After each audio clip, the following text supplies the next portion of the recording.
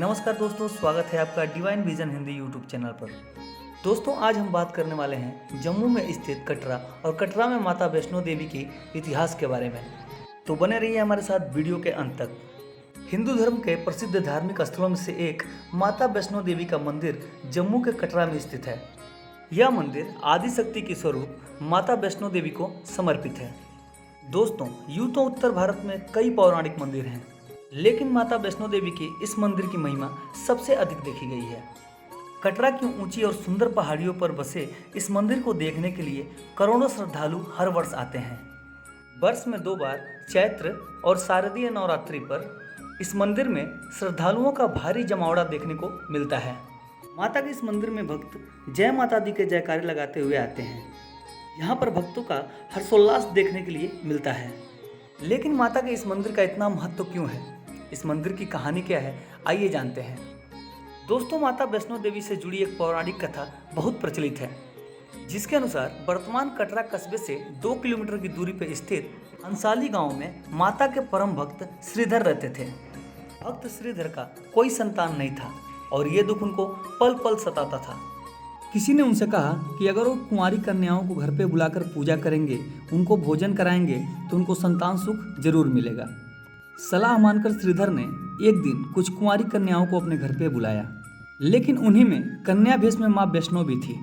परंतु श्रीधर इस बात से अनजान थे। श्रीधर ने सभी कन्याओं के पांव जल से धोए, उनको भोजन कराया और उनसे आशीर्वाद प्राप्त करते हुए उन्हें विदा किया। सभी कन्याएं तो चली गईं, लेकिन मां वैष्णो देवी वहीं पे रुक गईं। वे भक्त श्रीधर से बोली कि आप अपने आसपास के गांव के लोगों को अपने यहाँ घर पे भंडारे का न्योता दे दो। कन्या की बात सुनकर श्रीधर कुछ देर तो दुविधा में पड़ गए कि मैं ठहरा गरीब, इतने लोगों को भोजन कैसे मैं कराऊंगा। लेकिन कन्या के आश्वासन देने पे उन्होंने पूरे गांव को भंडारे का न्योता दे दिया। एक गांव से गुजरते हुए श्रीधर ने श्री गुरु गोरखनाथ के शिष्य भैरवनाथ को न्योता दे दिया। श्रीधर के इस निमंत्रण से पूरे गांव वाले अचंभित थे कि वो कौन सी कन्या है जो पूरे गांव को भोजन कराना चाहती है। लेकिन निमंत्रण के अनुसार एक एक करके सारे गांव वाले श्रीधर के घर एकत्रित हुए। अब सभी आ तो गए, पर श्रीधर के पास भोजन कराने के लिए कुछ भी न था। तभी माता भेष में वो कन्या आई और एक विचित्र पात्र से सबको भोजन परोसना शुरू कर दिया। भोजन परोसते हुए जब वो कन्या बाबा भैरवनाथ के पास गई, तो बाबा भैरवनाथ ने उसे वैष्णव खाने के बजाय मांस और मदिरा का अनुरोध किया।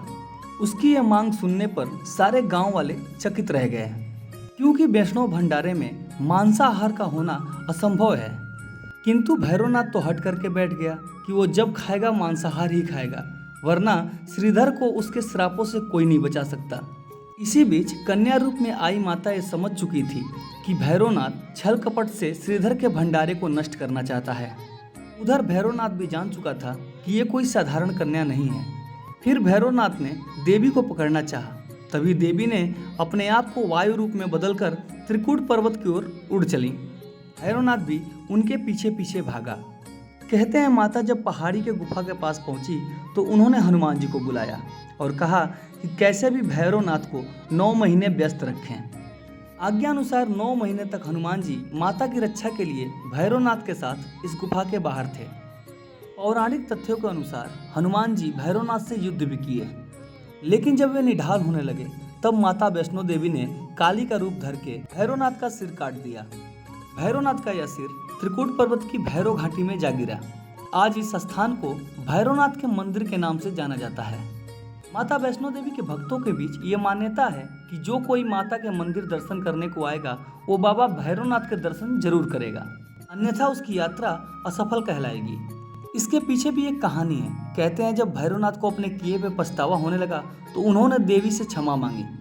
इस पर देवी ने कहा कि जो कोई भक्त मेरे दर्शन करने के लिए इस पवित्र स्थान पे आएगा वो तुम्हारे दर्शन जरूर करेगा, अन्यथा उसकी यात्रा पूरी नहीं कहलाएगी। जिस गुफा में देवी ने तपस्या की थी उसे अर्धकुमारी गुफा के नाम से जाना जाता है। इस गुफा के ठीक पास बाणगंगा है। यह वह स्थान है जहाँ माता ने जमीन में तीर मारकर प्यासे हनुमान जी की प्यास बुझाई थी। वैष्णो देवी मंदिर में आए भक्त इस जलधारा में स्नान अवश्य करते हैं। इस जलधारा को अमृत के समान माना जाता है। वैष्णो देवी मंदिर के गर्भगृह में माता की 3 पिंडियां विराजित हैं।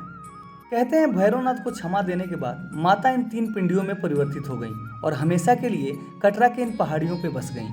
भक्त श्रीधर जब कन्या रूपी देवी को खोजते हुए इस पहाड़ी पे आया तो उसे केवल 3 पिंडियां मिली। उसने इन पिंडियों की विधिवत पूजा भी की। तब से लेके आज तक भक्त श्रीधर के वंशज ही माता वैष्णो देवी की पूजा करते आ रहे हैं। मान्यता है कि ये पिंडियां साधारण नहीं हैं, अपितु अपने भीतर चमत्कारी प्रभाव लिए हुए हैं। यह आदि शक्ति के 3 रूप हैं। पहली पिंडी ज्ञान की देवी माँ महासरस्वती का रूप है, दूसरी पिंडी धन की देवी माँ महालक्ष्मी की है और तीसरी पिंडी शक्ति स्वरूप माँ महाकाली की मानी जाती है। ऐसी मान्यता है कि जो भी भक्त दिल से इन पिंडियों के दर्शन करता है तो उसे ज्ञान, धन और बल तीनों की प्राप्ति होती है। वेद पुराणों के अनुसार यह मंदिर माता के 108 शक्ति पीठों में भी शामिल है। यहाँ पर लोग 14 किलोमीटर की चढ़ाई करके भवन तक पहुँचते हैं। आप भी माता के सच्चे भक्त हैं तो इस वीडियो को लाइक करें और कमेंट में जय माता दी जरूर लिखें। आपका दिन शुभ हो। जय श्री कृष्णा।